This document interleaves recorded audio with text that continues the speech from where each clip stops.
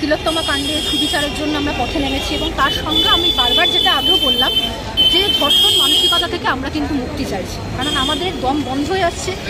প্রতিটা মুহূর্তে আমরা অনিরাপদ ফিল করছি, আমাদের বাড়ির লোকজন চিন্তা করছে। আমরা যে রাস্তায় বেরোচ্ছি, বাড়ি থেকে অনেকবার অনেকের কাছে ফোন আসে।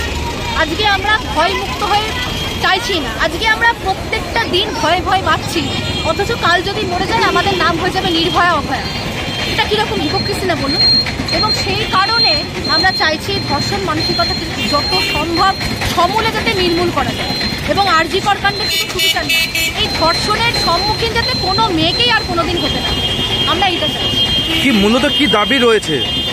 আমাদের দাবি যে ধর্ষণ কাণ্ড হয়েছে আরজি করে সেটার আমরা সুবিচার চাইছি এবং দোষীদের কঠোর শাস্তি চাইছি এবং এই ধর্ষণ মানসিকতা থেকে মুক্তি চাইছি। শুধু আরজি কর কাণ্ড বলে না, দেশের প্রতিটা প্রান্তে প্রতি মুহূর্তে যে ধর্ষণ আজকে হচ্ছে সেইটা যাতে না হয় সেই নিরাপত্তাটা আমরা চাইছি।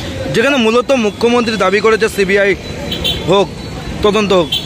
দেখুন, আমরা একদম অরাজনৈতিকভাবে মিছিল বার করেছি। আমরা রাজনৈতিক কোনো দলের বিরুদ্ধে, কোনো দলের পক্ষে আমরা কোনো রকমের মন্তব্য রাখতে ইচ্ছুক নই।